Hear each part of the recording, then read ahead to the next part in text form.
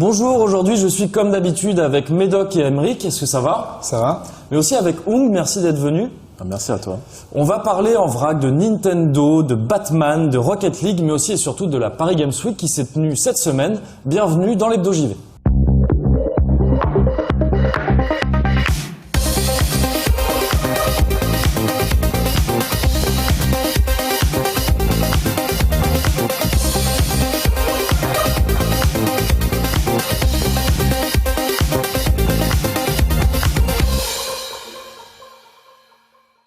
Alors je vous propose aujourd'hui, pour changer un petit peu, de commencer par faire un petit tour sur l'actualité de la semaine. Est-ce que ça vous dit? Je trouve ça pas idiot. On fait ça? Ouais, ok, histoire d'être encore plus original, un peu plus fou que d'habitude, je vais te proposer de commencer, Médoc. Ok. C'était pas prévu, mais si... C'est pas prévu, okay. mais je suis prêt. T'es prêt? On fait comme ça? Ouais. Alors tu vas nous parler de Rocket League, mais avant que tu nous en parles, je te propose de regarder un petit trailer du jeu.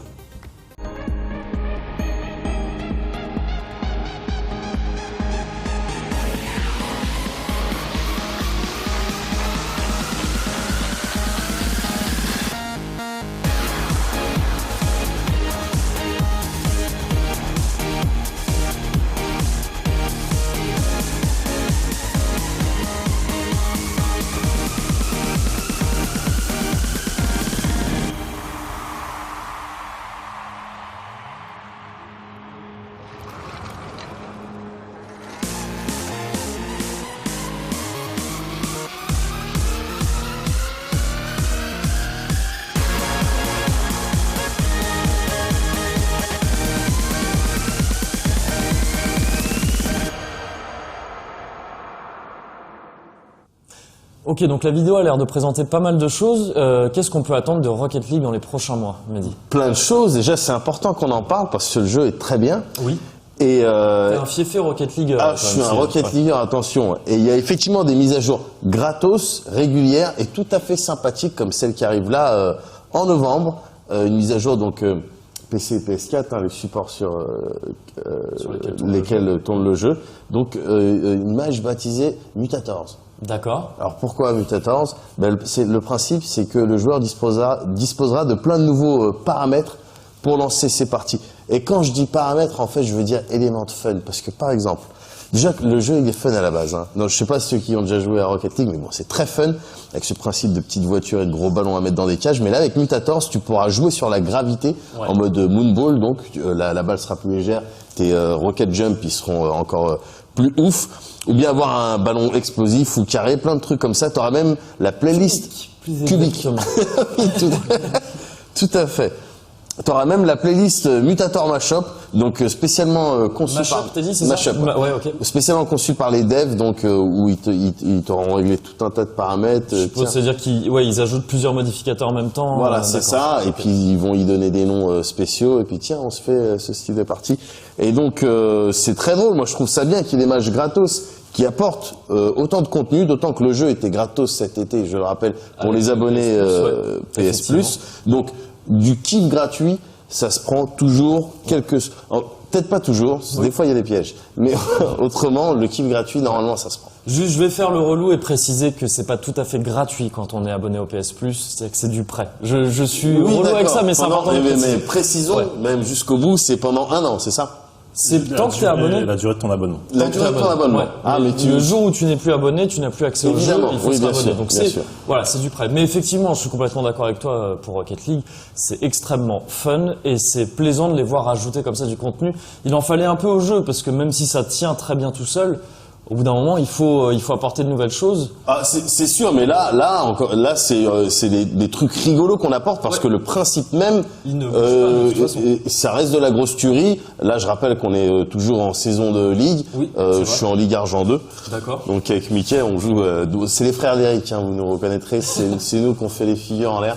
Donc non, le jeu de base était très très bien. Ouais. Et là, avec ces nouveaux paramètres, oui, merci. Moi, je dis merci. D'accord, on dit tous merci. Toi, Aymeric, tu vas nous parler d'un truc un petit peu plus sombre, un petit peu plus dark, un petit peu plus Dark Knight. Un petit peu plus noir. Exactement, puisque tu vas nous parler de Batman. Et plus précisément de Batman Arkham Knight, qui est sorti cet été, donc c'était le 23 juin dernier. Donc on se souvient sur PS4, il était sorti le jeu était très bien, il avait ses petits défauts, mais bon, c'est de l'ordre du gameplay, mais globalement, t'es bon, ta critique était plutôt positive, je me souviens. Par contre, sur PC, c'était un véritable désastre. On se rappelle qu'il y avait beaucoup de bugs qui ont été reportés, à tel point que, et c'est assez original, le jeu a été carrément retiré de Steam pendant un moment. Effectivement, il a été retiré de la vente. On avait parlé un petit peu à l'occasion de la critique, justement, parce que déjà les premiers retours du portage Windows étaient catastrophiques. Donc voilà, ça arrive pas tout le temps, ce genre de choses. Enfin, malheureusement, les mauvais portages sur Windows arrivent souvent, malheureusement. Mais de là à ce qu'on le retire. Qu'on le retire de la vente, c'est rare. Bref, il a été retiré de la vente, il est de retour depuis quelques temps maintenant, récemment, il est de retour sur Steam. Entre-temps, il a reçu évidemment beaucoup de critiques négatives, de reviews négatives sur Steam. Qui date de l'époque de sa première sortie, donc. Sa première sortie. Et alors, ce qui est bizarre, c'est que dans un premier temps, donc ces reviews qui dataient avant le relancement du jeu étaient marquées pré-release. Comme si c'était un autre jeu carrément qui était critiqué. C'est ce qu'ils font sur Steam pour les versions en accès anticipé. C'est ce que tu vois habituellement pour les Sauf que c'était pas du tout en accès anticipé, c'était juste un jeu qui était truffé de bugs et qui est ressorti maintenant. Je sais pas ce que vous en pensez, vous, de ce délire de marquer des jeux en pré-release alors que c'est pas un accès anticipé. Ils auraient dû mettre pré-patch, quoi. Oui, c'est ça. Mais après, c'est un petit peu le cas d'une grosse partie des jeux qui une fois patchés, sont meilleurs. Et puis, pour le coup, ça serait malhonnête de garder les reviews négatives en l'état, sachant que le jeu a été quand même fixé, quoi, enfin réparé. Donc. Alors, après, c'est pas tant que ça, mais c'est un autre problème. Mais ce qui peut être intéressant de savoir, ça apporterait rien du tout. Ça serait juste intéressant comme ça, genre on est des commères, on est des pipelettes, et puis on cherche des trucs intéressants à connaître. Bon, ben ça serait bien de savoir si Warner à contacter directement Steam pour leur dire au fait copain les trucs là tu veux bien me mettre déjà, ou soit tu me les retires soit tu me mets pré-release comme ça serait intéressant. Ça changerait strictement rien parce que en toute rigueur c'est vrai, le jeu il a été patché à la limite, est-ce que c'est pas la formulation qui est un peu maladroite? C'est le pré-patch, ça c'est évident, c'est pour ça au début j'ai dit ils auraient dû mettre pré-patch.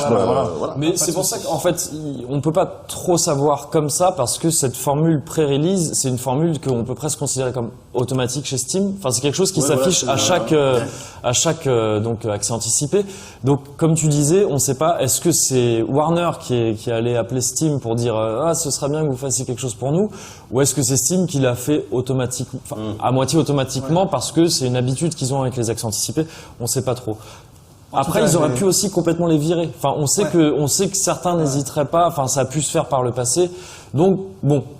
Comme tu l'as dit un petit peu, c'est pas tout blanc ou tout noir. Enfin voilà, il y a du bon et du mauvais dans ce truc-là, en sachant que maintenant. Voilà, donc j'ai vérifié ce matin, donc et tous ces marquages ont été supprimés. Donc maintenant il est marqué juste la review normale. C'est les reviews Steam comme on les voit d'habitude. Cependant, les premiers retours font état d'un jeu qui reste quand même très buggé. Donc je vais vraiment parler comme un journaliste, c'est super.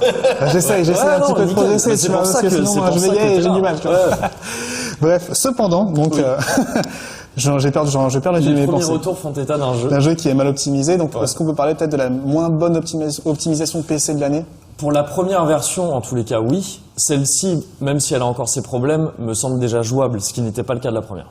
Donc bon, mais pour la première version de Batman Arkham Knight sur Windows, c'est peut-être un des pires portages de l'année, effectivement. Parmi pas mal de mauvais portages Windows, malheureusement. Et sur ce, je vous rends l'antenne. Merci beaucoup. On va maintenant passer au nouveau chroniqueur. Oung, tu vas nous faire ta rubrique Objets insolites. Non, tu vas nous parler un petit peu de ballon rond, parce que tu es notre expert du ballon rond. Oui, donc on va parler de Rocket League. Oui.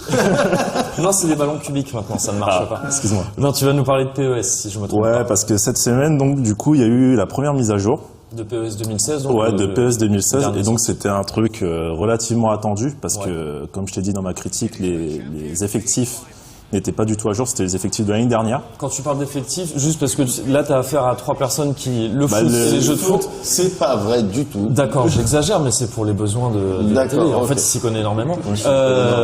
Tu parles des effectifs des équipes, c'est voilà, ça? C'est ça. En jeu. Comparé aux effectifs des équipes réelles. Voilà. Donc, c'était calqué sur les effectifs de l'année dernière. Ça avait pas pris en compte du tout les transferts de cet été. Le mercato? Le mercato, le fameux mercato d'été.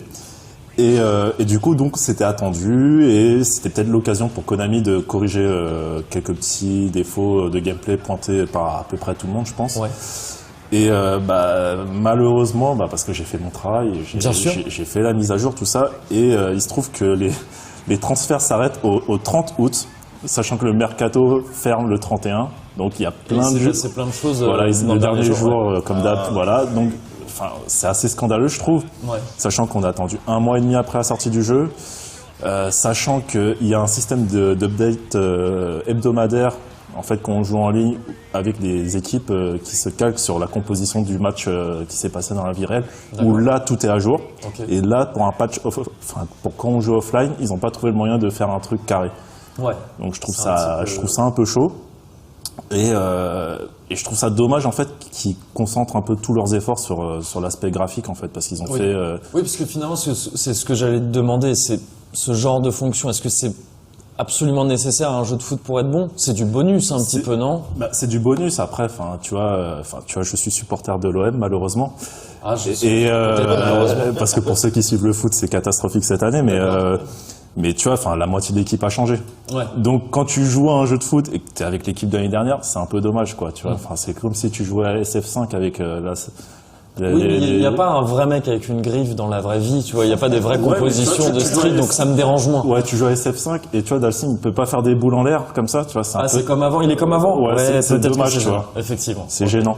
Donc non, je trouve ça un peu dommage. Enfin, vraiment, ils ont fait 30 visages, 30 un truc comme ça, de nouveaux visages, et je trouve ça dommage, ça sert à rien. Tu vois. Donc peut-être un certain manque de réalisme de la part de Konami, aussi bien physiquement que tactiquement. Je pense qu'ils savent pas trop où ils vont. Voilà, ils sont un peu dans le dur, et je pense qu'ils savent pas trop où aller avec leur série, malheureusement. Ok, bah écoute, c'est dommage. En attendant, FIFA s'en sort très bien de son côté, j'ai l'impression, et ça ne doit pas trop déranger EA de voir ce genre de problème. Exactement, je pense qu'ils rigolent quand ils voient ce genre de truc. En comptant leurs billets. Exactement.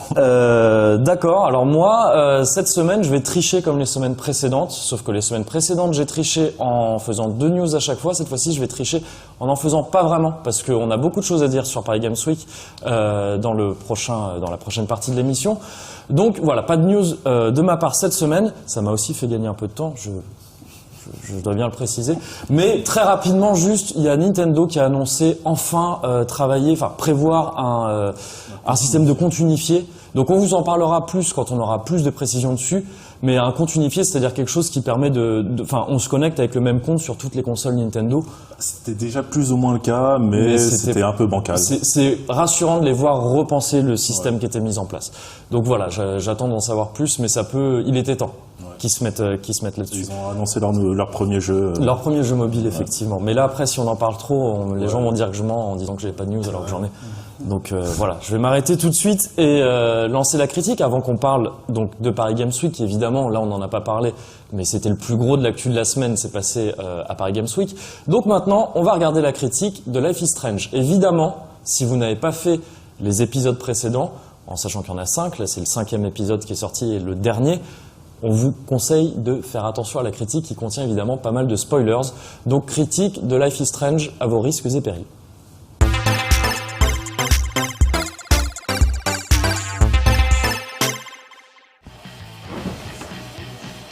Let's talk about your superpower. I don't have any explanation. Commencé en début d'année par Dontnod, les créateurs de Remember Me, Life is Strange est un jeu épisodique dont le dernier chapitre est sorti il y a tout juste quelques semaines. L'occasion pour nous de critiquer la saison complète. Pour rappel, il s'agit d'un jeu d'aventure où l'on incarne Max Scofield, une adolescente se retrouvant du jour au lendemain avec le pouvoir de remonter dans le temps. Oh my god. What is happening now? Au programme, des agressions en série sur un campus, un amour naissant avec sa meilleure amie, à peine 5 jours pour sauver une ville et une aventure inoubliable. If this is destiny, I hope we can find Rachel. I miss her, Max.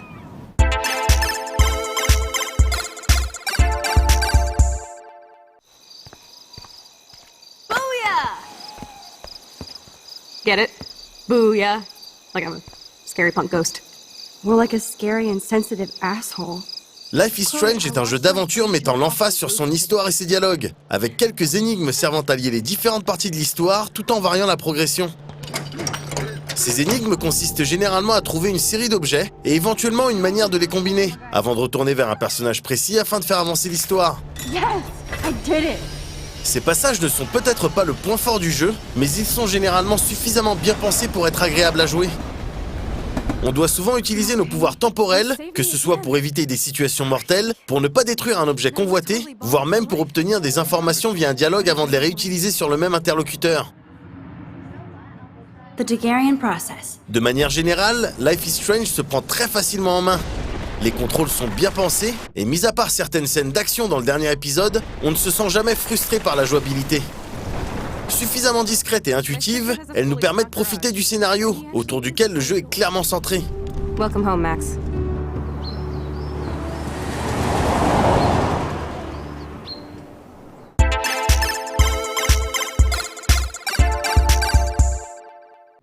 Après être revenu dans sa ville natale, Arcadia Bay, pour y apprendre la photographie, Max Scofield acquiert le pouvoir de remonter dans le temps et sauve d'un meurtre Chloé Price, une amie qu'elle n'a pas vue depuis des années. Get that gun away from me, psycho! No! Oh, et elle a 5 jours pour sauver la ville d'un cataclysme dont on ne sait pas grand-chose. Holy shit. 5 jours pour autant d'épisodes, où l'on verra notre duo d'héroïnes tenter de comprendre les nouveaux pouvoirs de Max, résoudre une série d'événements impliquant des élèves et des enseignants du lycée local, et renouer des liens brisés par l'éloignement. Max? Chloe? Cette relation entre les deux héroïnes est d'ailleurs au centre du jeu. Sans vous dévoiler les points clés de l'intrigue, tous les événements tournent autour de leur relation, pour la renforcer et la transformer éventuellement en amour si le joueur le choisit. I dare you to kiss me. What? Alors qu'en règle générale, les jeux vidéo se contentent d'une scène de sexe gênante et clinique pour montrer que deux personnages s'aiment, Life is Strange prend son temps, afin d'exposer les sentiments des personnages, que ce soit via les dialogues ou le journal de Max, le tout avec beaucoup de subtilité. C'est d'ailleurs ce qui caractérise Life is Strange, la subtilité. Si les thèmes abordés, comme le suicide ou les agressions sexuelles, sont très sensibles et durs à traiter correctement, Dontnod s'en sort magistralement. Sans jamais tomber dans le sensationnalisme, ni montrer des images choquantes juste pour le plaisir, on se retrouve face à des situations très éprouvantes et des choix l'étant encore plus. Let's just Don't talk. you ever tell me what to do. Get it, bitch? Get it? Step the fuck back now! La manière dont sont gérés ces choix est d'ailleurs très intéressante. Comme beaucoup de jeux récents, au hasard les productions Telltale, on se retrouve parfois à prendre une décision impactant plus ou moins le reste de la progression. Mais avec la possibilité de revenir dans le temps, les développeurs ont ajouté quelque chose de plus original. À partir du moment où vous ne quittez pas un lieu, vous pouvez changer une décision autant de fois que vous le souhaitez, et ainsi entrevoir les conséquences à court terme. Chloe actually killed Frank. Évidemment, celle sur le long terme reste inconnue, même si un choix aura au maximum un impact sur l'épisode suivant. Et ce n'est pas vraiment grave. Si Life is Strange est effectivement un jeu sur les choix et leurs conséquences, le propos est développé en montrant une multitude de situations et de conséquences possibles, au lieu de se cantonner à un déroulement linéaire et immuable. If you do that, they won't believe you. L'influence du film L'effet papillon est d'ailleurs indéniable et bénéfique. Au final, ce n'est pas tant la raison pour laquelle Max obtient des pouvoirs qui est importante, c'est tout ce qui en découle. Le fait que cette question ne soit pas élucidée fait sens, l'important étant ce que l'héroïne en a fait, et les conséquences que cela a eu. Une des autres influences de Life is Strange est indéniablement Twin Peaks. On retrouve la même importance accordée à la ville, qui finit par devenir un personnage à part entière, la même galerie de personnages inoubliables, le rythme faussement lent, et surtout ce talent pour passer d'une situation drôle ou émouvante à un événement qui vous glacera le sang. He's the only one I know who believes in me. Chaque épisode, mis à part le premier, se finit par un twist qui vous fera faire des cauchemars. Des retournements de situation certes, mais toujours cohérents, voire même teasés dès le début du jeu, le tout finissant en apothéose avec une fin qui vous brisera le cœur.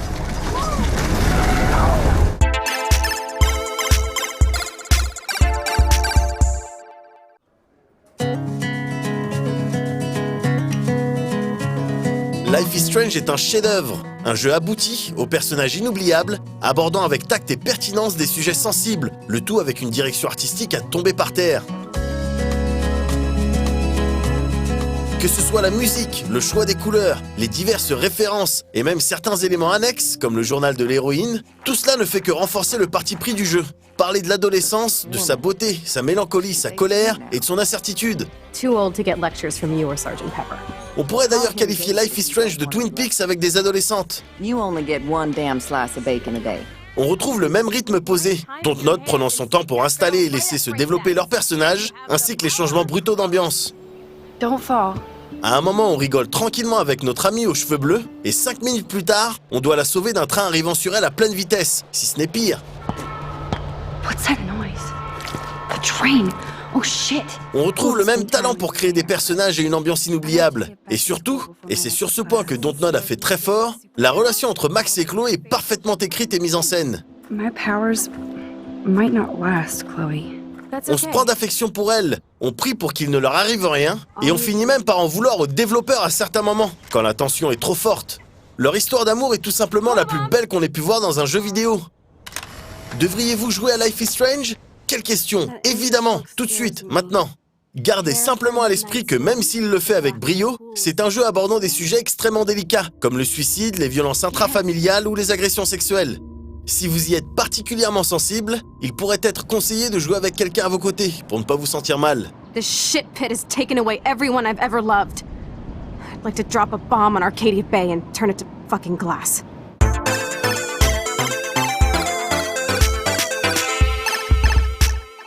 Voilà, donc Life is Strange, un jeu apparemment excellent que moi j'ai pas encore fait mais que j'ai hâte de faire. Toi tu l'as commencé, il me semble, tu as fait quelques épisodes. Voilà. Toi aussi. Premier chapitre. Ouais. Donc vous deux vous êtes emballés pour l'instant par ce que vous avez vu? Moi, ça m'accroche. Ouais. Après, j'attends de voir la fin, mais vraiment, enfin, ils ont vraiment bien fait le truc, quoi. En termes d'ambiance, tout ça, et en termes de mécanique, ça se tient vraiment bien, quoi. Ouais. Toi aussi. C'est le style de jeu où tu peux rester pendant des heures. Je pense d'une traite, le premier chapitre, tu peux le faire peut-être en 2 heures. Ouais. J'ai fait en 4-5 heures parce que j'ai tout regardé, j'ai parlé à tout le monde. Donc ouais, tellement enchanté par. Parce que tu es un peu mauvais aux jeux vidéo. Ah, aussi. Oui, comme on le verra dans la critique d'Overwatch bientôt. Effectivement. Non, oui, parce qu'il y a beaucoup de choses à creuser dans l'univers, tout ça, c'est ça. Ok. Moi, j'y ai pas joué. Moi, j'y ai pas joué au jeu. Je crois qu'il est bien, mais j'y ai pas touché. Alors même que c'est ma voix qu'on entend dans la critique, donc c'est une occasion supplémentaire de rappeler que des fois, il m'arrive de piquer les critiques, c'est pas moi qui fais les critiques.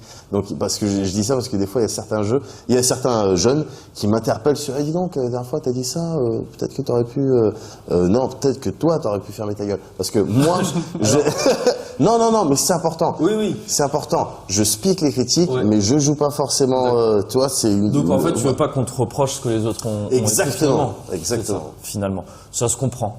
Mais en toute amitié, évidemment. Par contre, si quelqu'un dit « Ah, super critique, Mehdi », et que c'est pas... Là, je prends. Là, je prends. Ça a été le cas pendant plusieurs années dans XP. C'est vrai. On dit « Dis donc, tes critiques, elles sont fuites, et elles vont chercher loin. » Alors que c'était évidemment Kevin qui était... Voilà.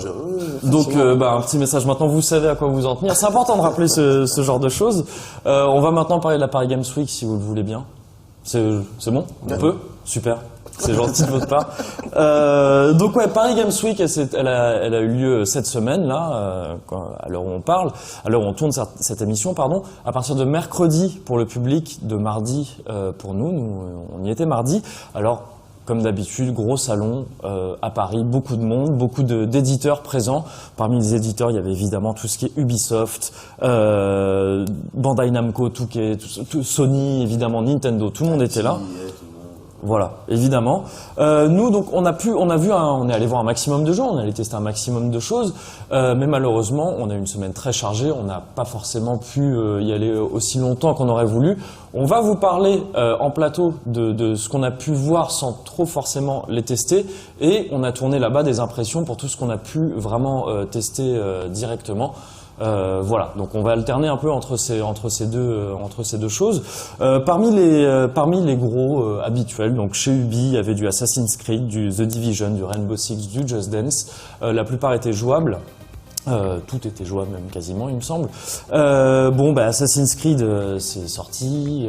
The Division, bon, c'est toujours pas sorti. Rainbow Six a l'air toujours assez cool. Moi j'attends pas mal la sortie de ce jeu-là. Je sais pas si vous aviez eu l'occasion vous d'y toucher pendant les bêtas ou sur le salon, il me semble pas. Non, mais ça fait un bail que je suis effectivement chauffé par ce jeu, par le principe même du jeu. Mais comme souvent et en particulier avec Ubi, vraiment là pour le coup j'attendrai d'avoir une version def. Ouais, pour voir si je peux prendre du plaisir avec. Ok. Ubi, ça marche. Ils sont dans la tourmente en ce moment. On n'a pas fait le petit point Bolloré cette semaine. Le point Bolloré. Mais il y a eu encore une fois du nouveau. Enfin, il confirme son envie de s'installer dans cette société. Ils sont un petit peu dans la tourmente, mais ça les empêche pas d'assurer avec leurs grosses sorties déjà faites ou à venir. À côté de ça, tu avais Bandai Namco, qui avait principalement Dark Souls 3 à montrer, donc moi j'étais content. On a pu y jouer un petit peu, c'est Dark Souls 3, hein, ça marche. Il y avait Naruto aussi. Il y avait Naruto, il y avait aussi du Dragon Ball, des jeux déjà sortis et du Colin McRae. Touquet avait sorti des petites cages dans lesquelles tu pouvais faire du basket avec des paniers beaucoup plus petits qu'en NBA. Donc ça c'était pas mal. Tu pouvais voir des gens jouer et peut-être les encourager en secouant les grilles comme dans un monde post-apocalyptique. Voilà, peut-être ça. Il présentait aussi Battleborn, le prochain jeu de Gearbox, les développeurs des Borderlands. Alors le jeu a l'air sympa.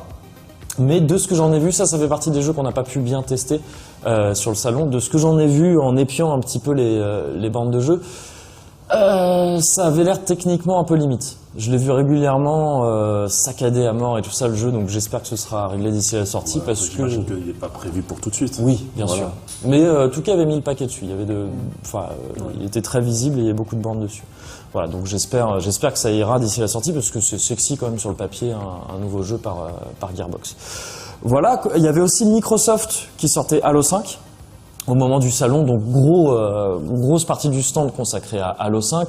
Halo 5, on a reçu une version, on vous en reparlera maintenant, donc on vous en reparlera bientôt, donc on va pas trop s'attarder dessus maintenant. Mais chez Microsoft, on a pu voir d'autres jeux et pour le coup, là on a pu les tester vraiment, donc on va vous en parler directement depuis le salon.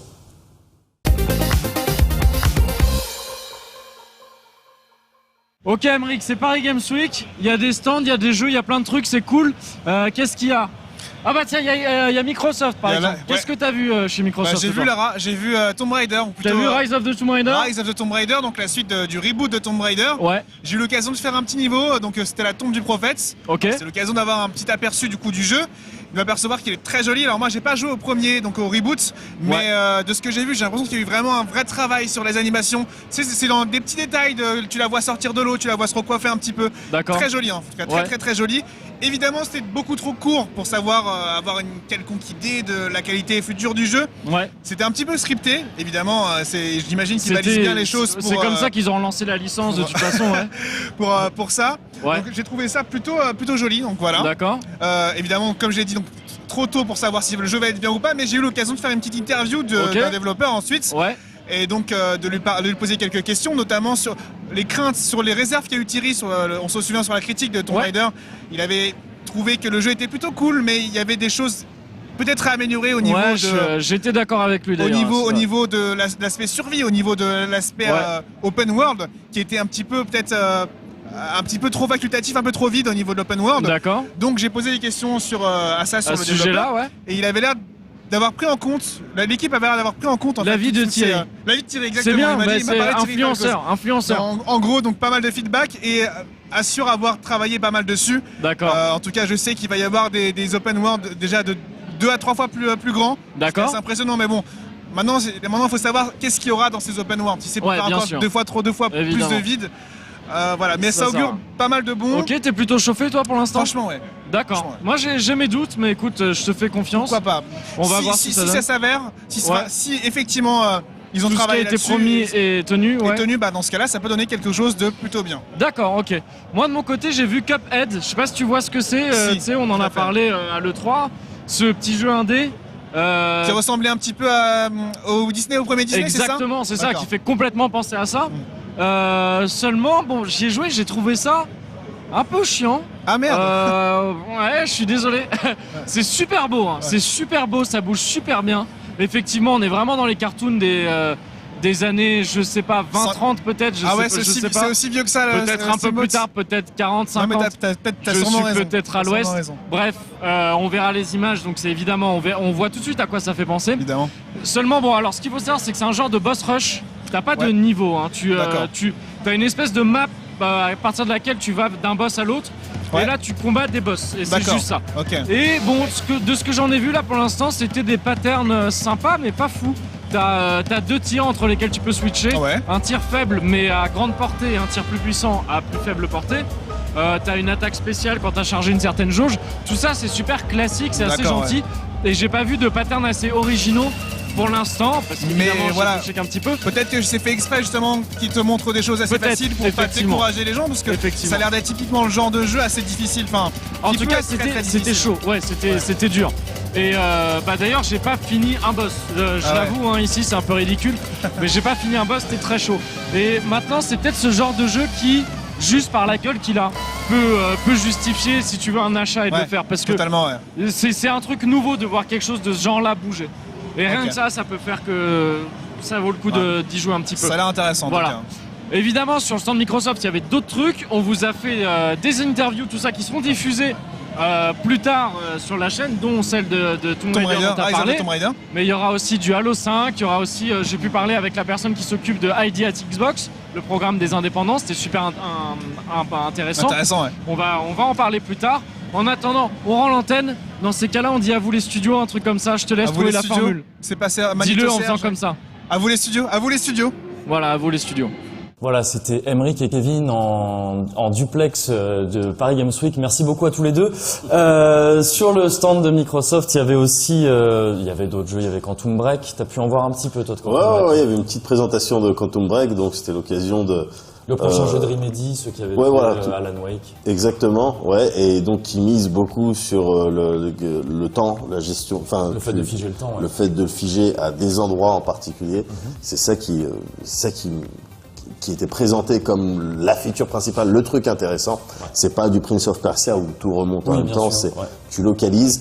Et du coup, là, il te montrait ça, donc il te montrait un petit peu un niveau, quelques phases de plateforme en fait. Mélange plateforme puzzle dans le sens où voilà, c'était un truc qui s'écroulait, enfin c'était un truc massif, un paquebot, un demi-paquebot je crois, qui s'écroulait sur des caisses, enfin un truc vraiment dangereux.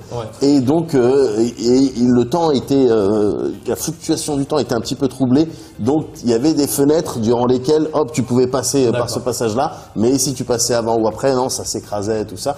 Donc c'était sympa, et ils ont aussi montrer un petit peu, insister sur la dimension. Voilà, il y aura des phases en live, donc avec des vrais acteurs, et dans lesquelles, en fonction de ce que tu as fait, il y a des choix et donc des conséquences juste derrière. Donc tu n'auras pas les mêmes scènes en fonction des choix que tu as fait. Et donc avec, c'est complètement ouf. Avec pour le coup des acteurs de séries, des comédiens plutôt connus américains. Sur le cast. Il y avait le mec qui joue Littlefinger par exemple dans Game of Thrones. J'ai oublié son nom. Ou encore un Black qui joue dans Lost, je crois. D'accord. Donc des acteurs un peu connus. Non, mais sa tête elle est vraiment très connue. Ok. Pas très loin du stand Microsoft, il y avait le stand Square Enix, et là je fais ce petit sourire comme ça parce qu'ils ont annoncé quelque chose qui me chauffe énormément. Mais avant d'en parler, il y avait aussi Just Cause 3. On a un petit peu pu y jouer, ça c'est un peu moins enthousiasmant malheureusement. Ouais, alors le truc qui est un petit peu chaud, c'est que, enfin un petit peu chaud, je sais pas, on verra, mais le jeu est prévu pour décembre. Là, on a joué. Ça manquait de quelque chose. Hein. Ça avait pas l'air, ça avait pas l'air tout à fait prêt. Déjà, moi, j'ai eu le temps de voir pas mal de bugs graphiques assez extrêmes quand même, qu'on peut attendre d'un open world comme ça, mais bon, quand même gênant. Gestion des véhicules, moi, je l'ai trouvé pas top. Collision avec les civils, avec d'autres véhicules bizarres. Ouais, j'ai eu un problème avec le feeling en fait du jeu, avec la prise en main que je trouvais vraiment pas top. Et à côté de ça, par contre, le principe est fun. Hein. Enfin, tu grappines, il y a des explosions. Oui. Et il y a même, j'ai fait une petite, donc comme dans n'importe quel open world, tu auras des missions dans tous les sens, tout ça. Et moi, en l'occurrence, pratiquement tout le temps que j'ai passé sur la borne, c'était dans ce mode de jeu que j'ai appelé moi-même, comment il s'appelait ce film avec Sandra Bullock et Keanu Reeves dans le bus? Speed. Oui, Speed. Voilà, je l'avais appelé Speed. Parce que tu ne dois pas descendre en dessous d'une certaine vitesse. Et tu dois amener ta voiture, il y a un objectif, il y a des trucs à faire péter. C'est souvent dans Just Cause, c'est une question d'explosion. Tu dois les faire péter et ta voiture elle ne doit pas descendre en dessous d'une certaine vitesse. Et donc c'est assez sympa. Tu t'imagines que tu as Sandra Bullock à côté de toi. Et il y a aussi la possibilité de se faire livrer des véhicules et tout ça, et des armes comme tu veux, où tu veux, quand tu veux. C'est presque, les connaisseurs reconnaîtront presque une certaine chanson. Bon, c'est sympa, mais voilà, peut-être un petit polish, un petit coup de polish technique d'ici la sortie, ça ferait du bien. Mais le produit frotte. Day One ou un truc comme ça. Peut-être des tout, ou peut-être un patch, un mois plus tard qui ne corrigera pas le problème des équipes qui seront en retard. On ne sait pas. On sait pas, on verra. Ouais, mais c'est pas Konami. C'est pas Konami, c'est vrai. Donc, pré-release pour les reviews. C'est ça, pré-release pour les reviews. Mais donc, sur Square Enix, moi, ce qui a le plus retenu mon attention, malheureusement, on n'a pas pu être présent sur le salon le jour où ça a été annoncé, puisque ça a été jeudi, le jour où ça a été révélé, pardon. C'est qu'il y a eu un nouveau trailer de Nier 2, qui s'appelle maintenant Nier Automata. Saito Yosuke et Taro Yoko étaient présents, respectivement, réalisateur et producteur sur le jeu et sur les précédents Nier et Drakengard pour Taro Yoko en tous les cas. Moi je suis super emballé par ce jeu, c'est Platinum au développement, en tous les cas pour le système de combat. Et c'est écrit par Yoko Taro, donc dont on connaît le talent en termes d'écriture super barré. Ouais. Moi je suis super emballé par ce jeu. Bah, c'est surtout que Nier c'était un très bon jeu mais qui souffrait vraiment d'une technique un peu dépassée quoi. Et là, ils ont mis des tueurs au développement, donc ça se ressent tout de suite visuellement, où c'est plutôt joli. C'est peut-être pas fou, mais c'est très joli, c'est très agréable à l'œil.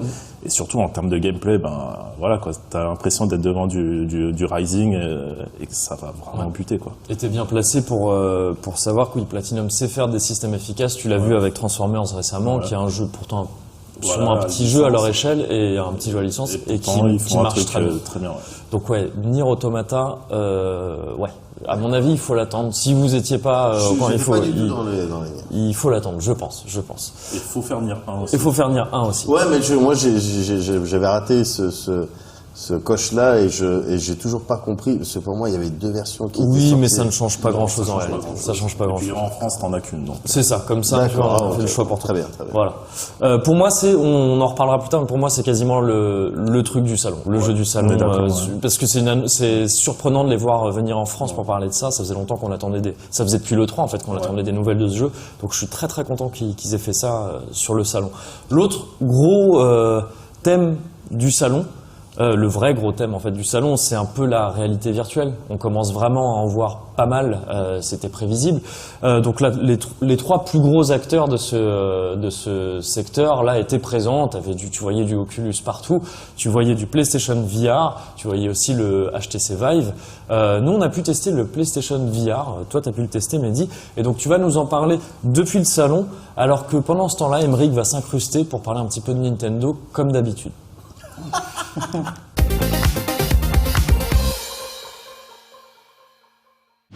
Alors Emeric, Paris Games Week 2015, toi t'as traîné un petit peu côté stand Nintendo, qu'est-ce que t'as vu d'intéressant? Alors j'étais du côté de Nintendo entre autres, donc qu'est-ce que j'ai vu? Il y avait du Bravely Seconds, il y avait du Mario et Luigi, et du Super Mario Maker, il y avait du Splatoon, il y avait du Mario Kart avec beaucoup de concours, de tournois. Et t'as joué un peu à quelque chose? Alors j'ai joué à Super Smash Bros, mais c'était uniquement dans le but de gagner un match en fait, donc pour représenter quelque part dans la vie. Bien sûr. Une représentation tout à fait légitime. Et vas-y, quoi d'autre? Donc voilà, il y avait ça, il y avait du Mario Tennis aussi, auquel j'ai déjà pu jouer. Mais au milieu de tout ça, il y avait un jeu auquel j'avais jamais entendu parler de ce jeu, c'est Fast Racing Neo. Alors qu'est-ce que c'est Fast Racing Neo? C'est un genre de F-Zero, ou plutôt c'est complètement F-Zero, dans lequel on contrôle donc des véhicules futuristes dans des courses totalement futuristes. Donc ça va très très vite évidemment. Mais il y a un petit twist à la Ikaruga, parce qu'il y a un délire de couleurs avec lesquelles on peut switcher pour accélérer ou décélérer. Par exemple, il va y avoir une bande colorée orange sur le terrain. Si ton véhicule est en mode bleu, ça va te freiner. Aïe. Inversement, si tu le switches en orange, ça va aller plus vite. Donc c'est assez intéressant parce qu'évidemment tu as des moments où tu dois switcher assez vite. Et ce qui est drôle, c'est que vraiment que je n'avais jamais entendu parler. Et pour moi c'est mon petit coup de cœur du salon parce que j'ai adoré. Alors c'est pas très joli à voir, c'est très aliasé, hein. C'est pour la Wii U, c'est très aliasé, c'est pas toujours au point, pas forcément au point, mais ça paraît très intéressant, surtout qu'il n'y a pas eu d'F-Zero depuis assez longtemps, il n'y a pas eu d'F-Zero officiellement annoncé il me semble dernièrement par Nintendo. Donc moi j'ai plutôt aimé, on a fait une petite démo avec Jonathan, quelques courses très sympa, sûrement un jeu à suivre. D'accord, alors justement tu étais en train de parler de futur, moi je l'ai vu, le Turfu même, entre autres sur le stand PlayStation, où il te montrait, il y avait des cons où ils te montraient donc leur casque PlayStation VR, et parmi les trucs qu'ils te montraient, moi j'ai pu tester avec Kevin Battlezone. Ok. Alors c'était dans un tank, donc tu mets le casque, au début on te dit il y a un petit tuto, bon ben voilà, appuie sur L1 pour Est-ce que c'est sans danger? C'est complètement sans danger, Emmerich. Et après t'es lâché, donc les graphismes c'est très cubique, on dirait presque le cobaye. Je sais pas si tu connais ce film de Lone Mower Man. C'était bon, ben c'est genre le futur, mais comme tu le voyais dans les années 90, quoi. Ouais, mais est-ce que c'est bon signe du coup? Bah non, mais parce que c'est magnifique. C'est magnifique et ça se joue très bien, et surtout avec le casque.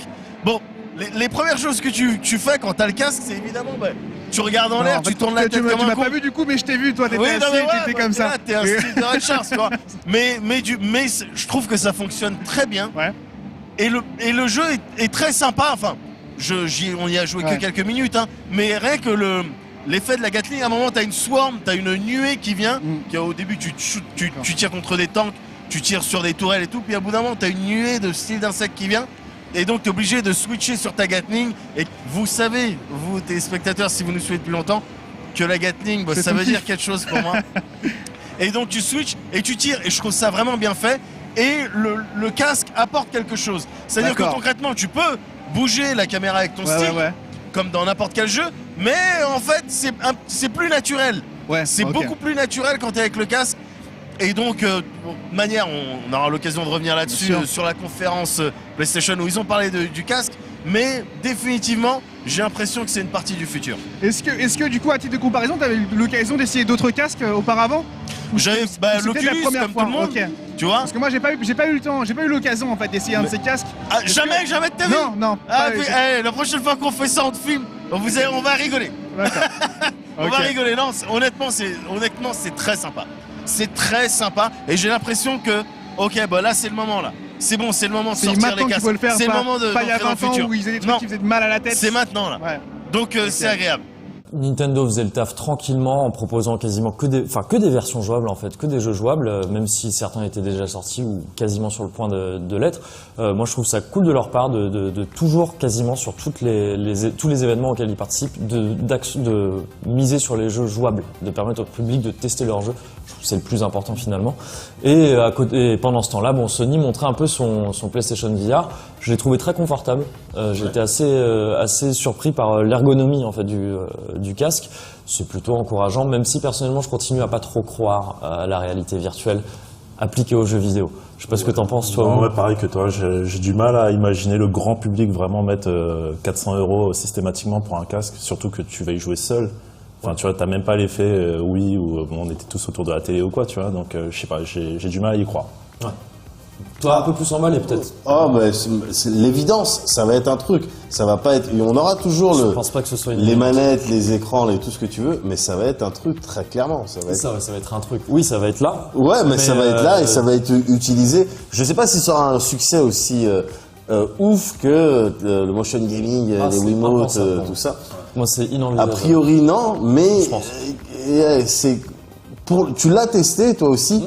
Et tu vois bien que c'est sexy. C'est sexy, mais pour très peu de genres de jeux, et ça touche finalement un faible nombre de personnes. Tu prends ces deux données-là, tu te dis, en tant que personne qui doit investir là-dedans, est-ce que ça vaut vraiment le coup?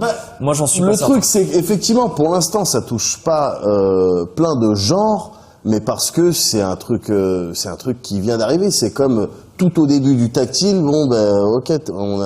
On va appuyer pour, par exemple, tirer. Maintenant, il y a des trucs beaucoup plus intelligents qui se font avec les nouvelles technologies. Il y a des nouvelles manières d'approcher le jeu.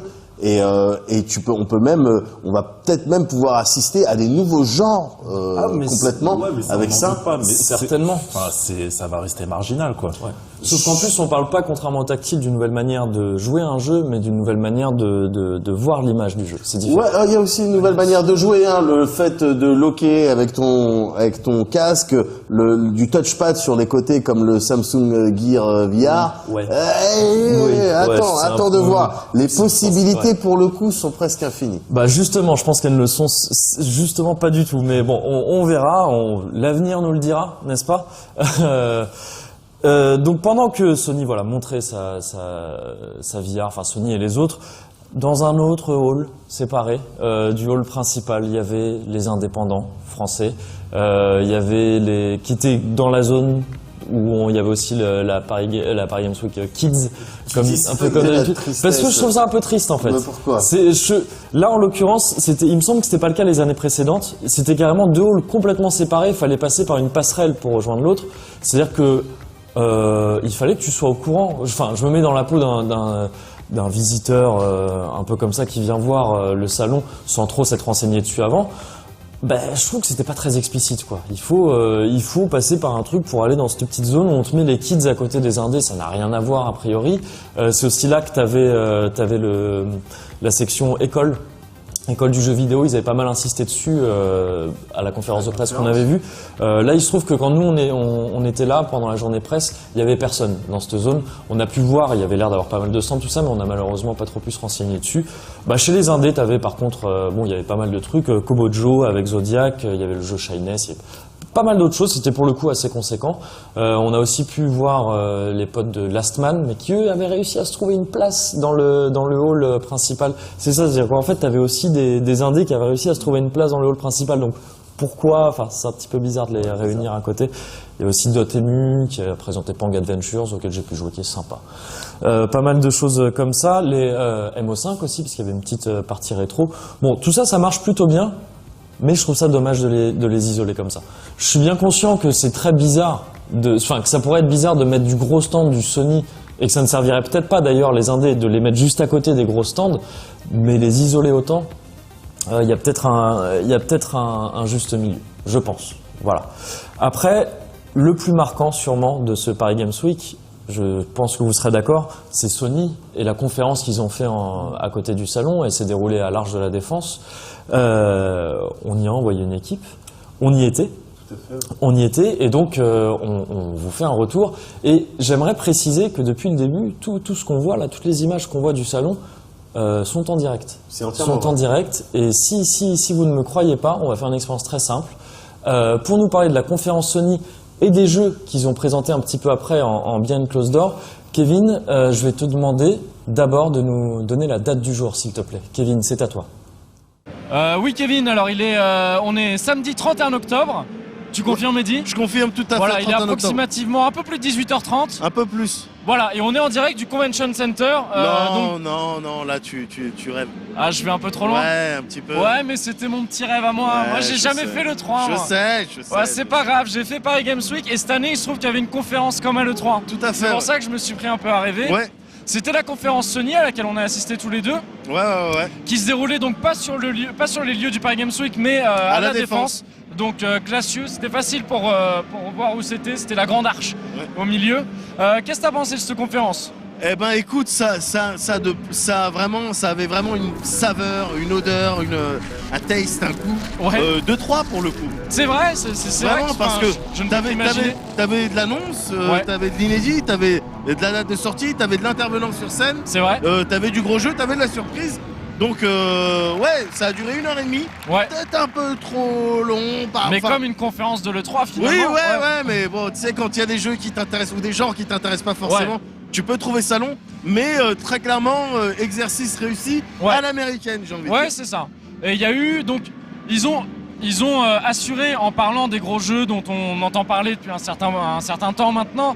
On a réentendu parler de No Man's Sky avec une date de sortie enfin. Bien sûr, juin 2016.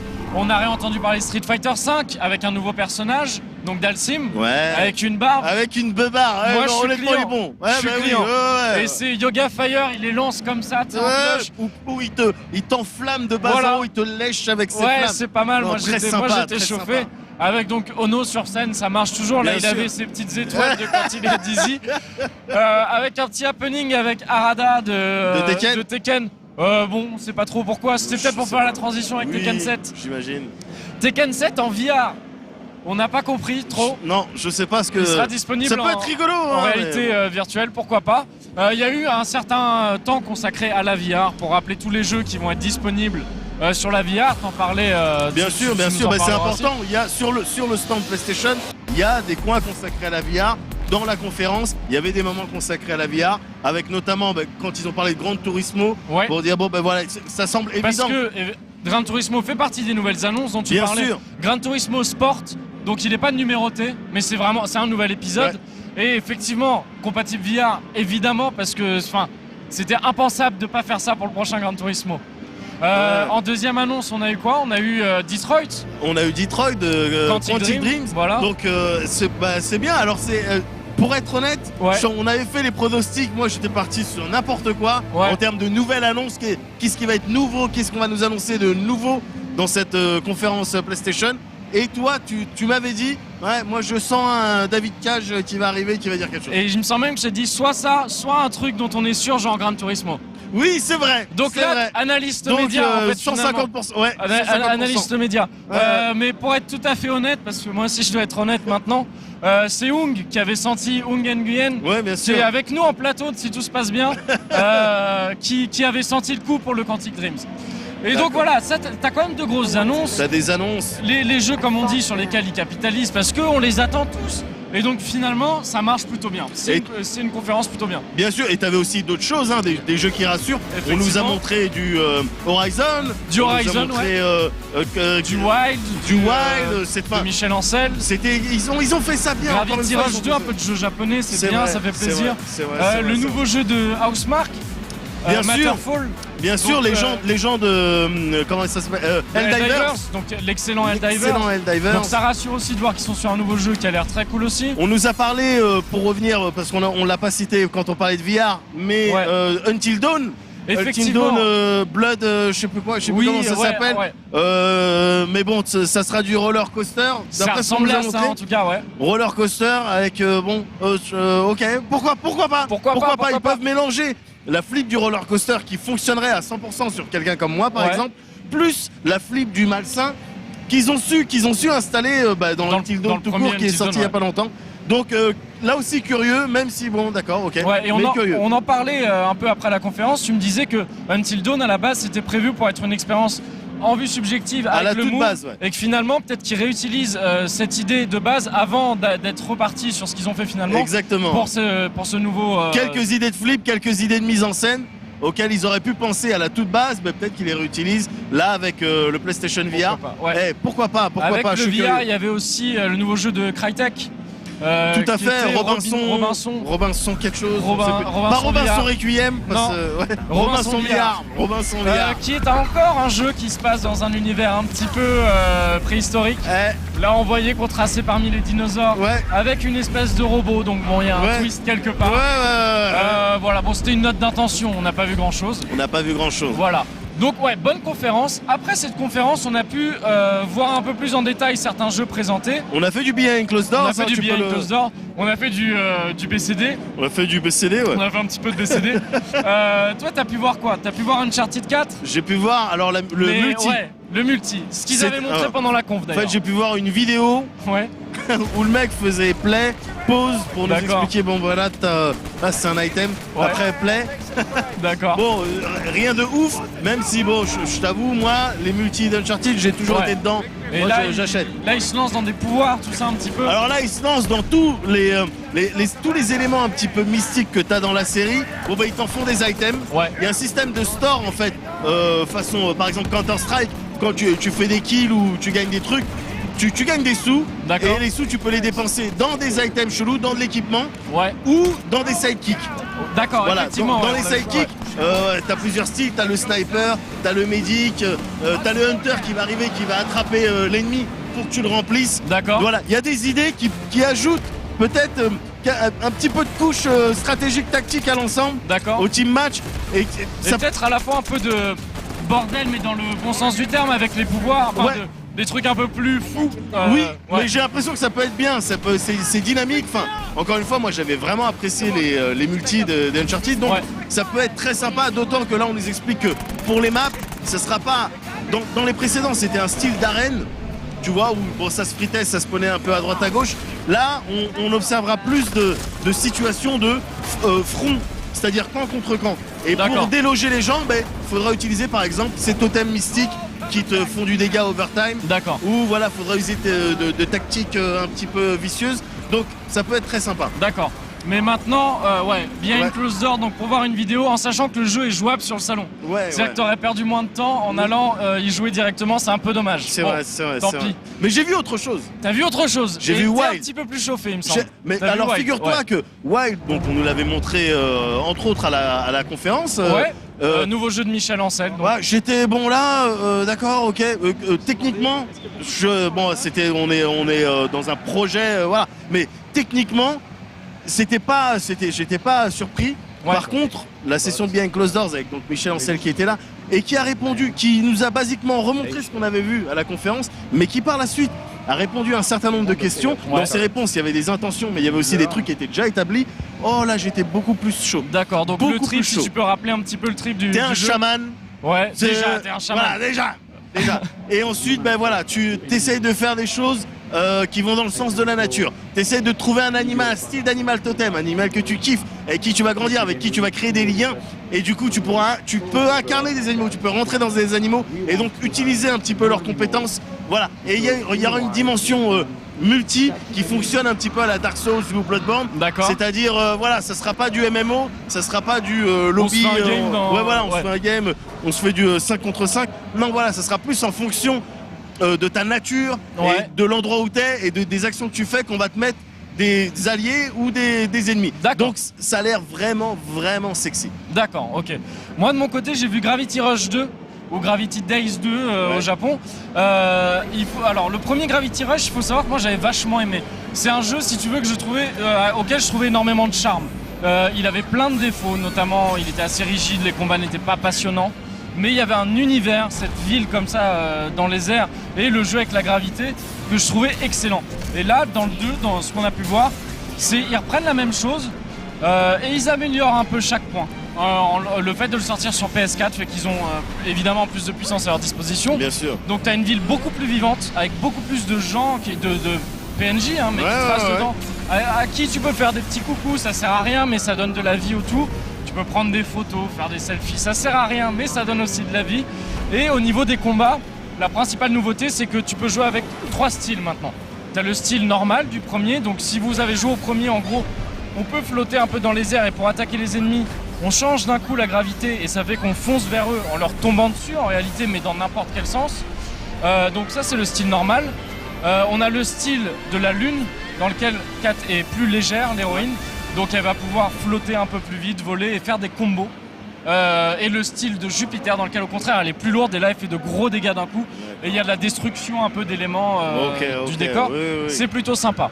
Plutôt sympa. Moi je suis plutôt emballé même si là ce qu'on a vu, ça ramait un petit peu. Ça ramait même beaucoup. Et c'est un petit peu dommage. Mais on est sur évidemment pas une version finale. Voilà. D'accord. Il y a aussi Emric qui a pu voir Dreams. Tout à fait. Est-ce que tu peux aller m'appeler Emric s'il te plaît? Ouais, bien sûr, je te l'appelle tout de suite. Voilà, je l'ai ramené, il est là. Mais non, mais va me le chercher sur le salon. Oh. Merci Mehdi, ça a un peu plus de gueule quand même. Alors est-ce que tu peux nous parler de Dreams, Emric? Ok, je peux t'en parler, mais alors c'est très bizarre Dreams. Alors on se rappelle que le jeu avait été annoncé à l'occasion d'un trailer assez mystérieux, assez mystique à l'E3 dernier. Lors du dernier E3. On n'avait pas très bien compris. Ouais. Aujourd'hui encore, en fait, on n'a pas très bien compris. D'accord. Mais bon, j'ai pu récupérer quelques informations, donc je vais essayer d'être concis. Pour rappeler un petit peu, c'est un jeu de Media Molecule. Media Molecule. Donc les gens qui ont fait Media Molecule, donc Little Big Planet. Voilà. C'est encore une fois un jeu qui utilise beaucoup, ce qu'on appelle l'UGC. Ouais. User Generated Content. Ouais. Voilà, donc c'est un jeu de création en fait. Une création de quoi? Un peu de tout en fait. D'accord. Ça peut être donc de la création de jeux vidéo évidemment, mais ça peut aussi être de la création de films parce qu'on peut faire des animations et les enregistrer, et ça peut aussi être un logiciel de sculpture digitale finalement. D'accord. Donc voilà ce que c'est Dreams maintenant. Ou numérique. Numérique. Dit numérique. On aime bien être. Voilà. On aime bien être digital. C'est ça. Qu'est-ce que je voulais dire? Voilà, donc Dreams. C'est ça, c'est un logiciel de création. Alors, comment il joue avec le PS Move, soit avec la manette, soit avec 2 PS Move, donc 2 sticks en gros, qui servent plus ou moins de baguettes avec lesquelles on va pouvoir créer donc, des personnages. Donc ils nous ont montré un peu ce qu'on pouvait faire. Donc, il y a plusieurs personnages, on peut bouger tous les éléments de manière assez fluide et dynamique, alors qu'il y a une interface qui est très minimaliste. Hein. C'est vraiment leur désir, leur volonté, c'était de faire quelque chose d'intuitif, tu vois. Donc, le jeu s'appelle Dreams, donc il faut vraiment Mais en gros, se mettre dans la tête. Tu crées un petit peu ce qu'ils appellent des rêves, qui peuvent être liés entre eux, il me semble. Voilà, et qu'on peut partager entre nous. C'est ça. Voilà. Mais ça peut être ce que tu dis, ces rêves, ça peut être des tableaux, des jeux. On a vu des exemples de presque de shoot ou de jeux de course ou de trucs comme ça. Ça peut être vraiment tout, comme on l'a vu. C'est pour ça que le jeu, pour l'instant, et on sait pas vraiment ce que c'est, quoi. Donc voilà. Il me semble que tu m'as dit en sortant que même les développeurs eux-mêmes ont dit, mais nous, on sait pas trop. C'est limite la conclusion qu'ils ont fait du coup. On vous donne l'outil, vous en faites ce que vous voulez. Après, on sait pas exactement. Bon, il va y avoir un mode histoire. Et donc, ce que je voulais dire, c'était que leur volonté, c'était vraiment de faire quelque chose d'intuitif. Donc, vraiment enlever toute cette barrière d'interface, tu vois. Ce qu'il disait donc comme exemple, c'est que dans Little Big Planet, Adventure, donc le jeu est divisé en plusieurs modes. Donc on voit vraiment il y a une interface pour, par exemple, aller en ligne ou créer des niveaux. Là, vraiment tout est minimaliste, tu vois. Il y a rien qui t'indique. C'est juste que tu vas faire de manière fluide, tu vas partager un niveau sans vraiment qu'il y ait un menu qui va s'afficher avec marqué est-ce que tu veux partager ce niveau-là. Donc ça a l'air de plutôt bien marcher. Ce qu'ils nous ont montré, c'était des sculptures, des impressions 3D de sculptures faites dans le jeu. Donc il y avait des choses très différentes. Hein. Tu avais des personnages de manga, tu avais des personnages de jeux vidéo, et ils ont fait aussi l'Arc de Triomphe, forcément, on est à Paris Games Week. Et c'était très réussi. Donc franchement, il y a vraiment beaucoup de possibilités. Comme on dit souvent, les possibilités sont infinies. Voilà. On va voir ce que ça donne. Moi, ce que je trouve bien avec ce jeu, c'est que ça peut te donner l'expérience des psychotropes sans que tu prennes de danger en te niquant la santé. Et ça, c'est plutôt cool pour les jeunes parce que c'est dangereux les psychotropes. Voilà. Évidemment, il y avait plein d'autres choses à Paris Games Week, mais si on fait bien notre taf, on vous parle de tout ça en plateau, juste dès maintenant en fait. Voilà, donc plutôt emballé par la conf Sony, je pense que c'est le cas de tout le monde. Ouais, toi aussi, Wong. Ils ont fait un truc solide, il y a eu des annonces, et puis là ils ont vraiment laissé le temps entre l'E3 et la Paris Games Week.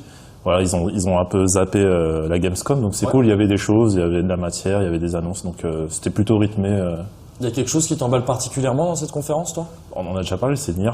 Ah, dans cette... oui, je parlais de Sony. Dans cette conférence, disons que les annonces de GT Sport et Quantic, ça ne me chauffe pas plus que ça. Ouais, pareil.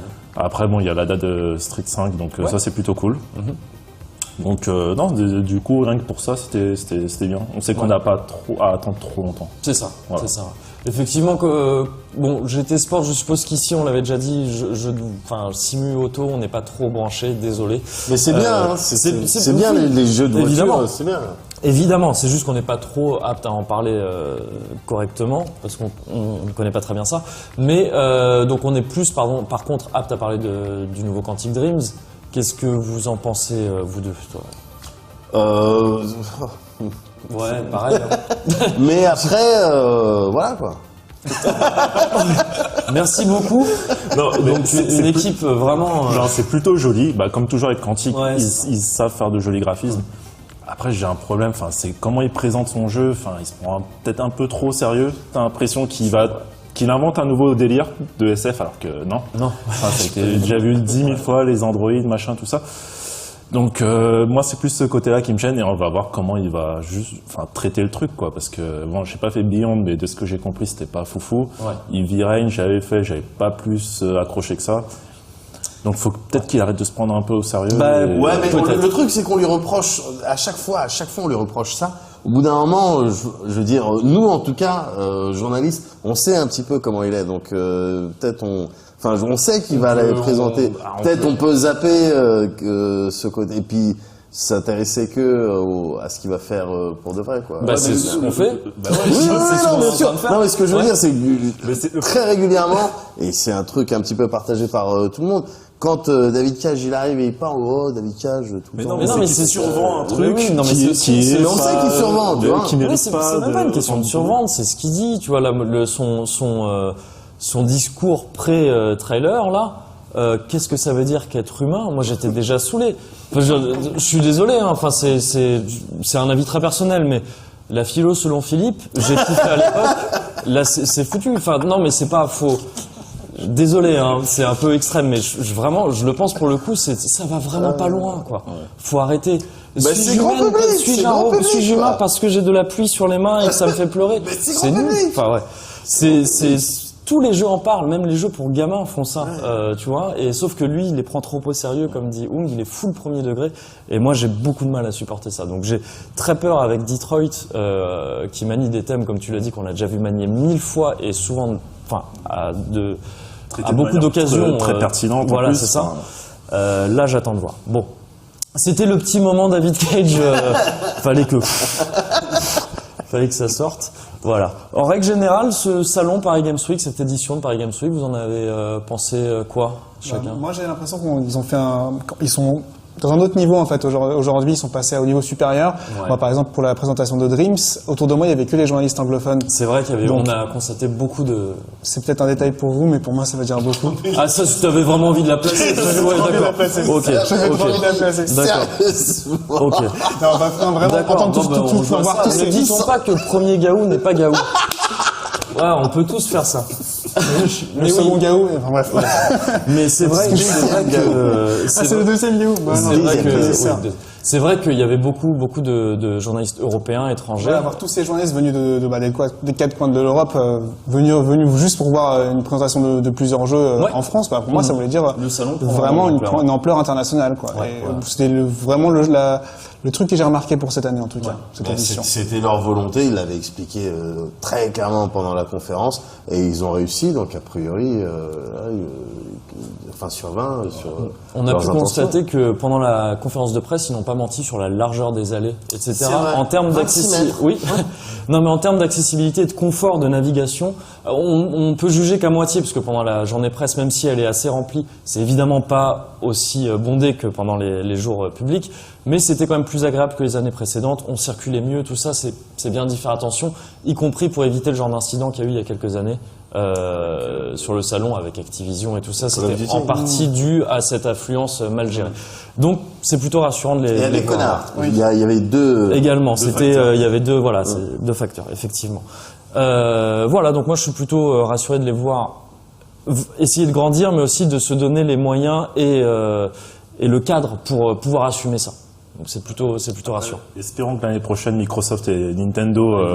Il faut, je pense, qu'ils s'alignent. Tu veux dire qu'ils fassent quelque chose aussi. Pour moi, c'est l'évidence. Là, c'était un manque pour Microsoft, oui, c'est ça cette année. Ils sont peut-être fait surprendre. Enfin, ça m'étonne. Ils n'ont pas été au courant. Ils l'avaient annoncé. Depuis longtemps. Ouais, mais après une conf, tu la prépares pas comme ça. Ils savaient qu'il y allait avoir une conf. Donc il y a des choses qui doivent se négocier en amont. S'il y a conf, ça veut dire qu'il y a annonce, quoi. Tu vois.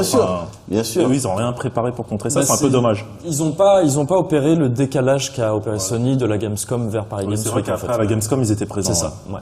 Mais effectivement, c'était un manque, cette année. Je pense que l'année prochaine, si Sony remet ça. Un petit E3 chez nous. C'est ça. Tout le monde serait gagnant. Ouais. Tout le monde serait gagnant, pour le coup, s'ils se mettaient à faire les confs Paris Games Week, ça serait vraiment agréable. Ouais, complètement. Et s'il fallait maintenant retenir un jeu ou une annonce du salon, pour toi, Mehdi, il y a quelque chose qui t'a marqué plus que le reste? Ouais, quelque chose qui m'a marqué pour deux raisons. Ouais.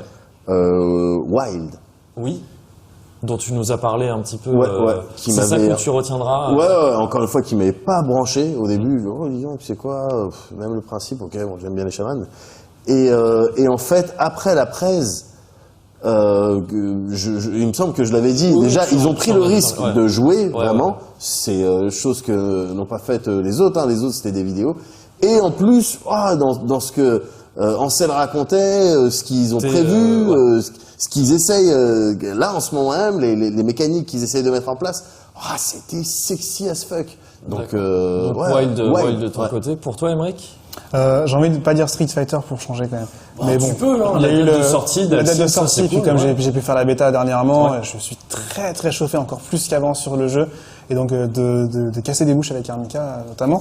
Oui. Donc bon, je dirais Street Fighter, et sinon il y avait l'autre jeu dont j'ai parlé aussi dans les impressions, c'était Fast Racing Neo de Neo, qui était une grosse surprise pour moi, donc je l'attends, parce qu'il n'y a pas eu de F0 depuis très longtemps. Il y a pas mal de licences qui sont en stand-by chez Nintendo depuis un certain temps, dont Metroid et F0. Donc là, voir cette... Metroid est plus vivant que jamais. Oui, non. D'accord. Évitons ce sujet. Ouais. Donc pourquoi pas une sorte de F0-like qui a l'air d'être très charmant. Street 5, donc visiblement. Qui était jouable après sur le salon dans le dernier build en date avec tous les persos, et apparemment la plupart ont été pas mal nerfés. Ça a l'air d'être un petit peu sale ce qui s'est passé. Oui. Ils ont intérêt. Ouais. Toi de ton côté, Oung? Il y a Nier 2, on en a déjà parlé. Après, il y a un jeu dont on n'a pas parlé en plateau, c'est Gravity Rush. Gravity Rush 2, ouais, effectivement. On n'en a pas parlé en plateau parce que j'ai une petite surprise à ce sujet que je vais partager en fin d'émission. D'accord. Mais oui, Gravity Rush 2, c'est vrai que je suis assez emballé aussi. Et franchement, graphiquement, je trouve que ça a de la gueule. Déjà sur Vita était beau, mais là, je trouve que vraiment sur PS4, c'est beaucoup plus vivant, tout ça. Donc, ouais, c'est vrai, je suis d'accord. Mais donc, ouais, je retiendrai aussi pour ma part principalement Nier Automata. Je m'attendais pas. En fait, il l'avait annoncé un peu avant le salon, mais je veux dire, avant l'annonce, je m'attendais pas à en savoir plus à cette occasion. Et c'est très rassurant ce qu'on a vu. C'est vraiment ça, moi, qui me branche le plus. Voilà, bon, bah, on va s'arrêter ici. On a fait un petit tour de Paris Games Week. Évidemment, on a vu d'autres choses. On a réalisé des interviews, comme je le disais, pendant nos impressions. Et on vous diffusera ça dans les 101%, les 18+ à venir. Donc, restez branchés sur la chaîne, finalement. Et Alex, derrière la caméra, est atterré, et je le comprends. Je le suis moi-même un petit peu. Voilà, en attendant, merci beaucoup, Hung, d'être venu aujourd'hui. Merci à vous aussi d'être présent comme d'habitude. Merci à vous de nous avoir suivis. Et la semaine prochaine, c'est ça dont je parlais tout à l'heure, on se retrouve pour un hebdo JV, un petit peu spécial, puisqu'on va recevoir le créateur de Gravity Rush 2, Toyama Keiichiro, mais aussi de Silent Hill, de Siren, tout ça. On va discuter avec lui pendant un petit bout de temps. Ça va être très sympa, donc ne ratez pas ça. Ce sera encore une fois samedi à 18h30. Merci et à bientôt.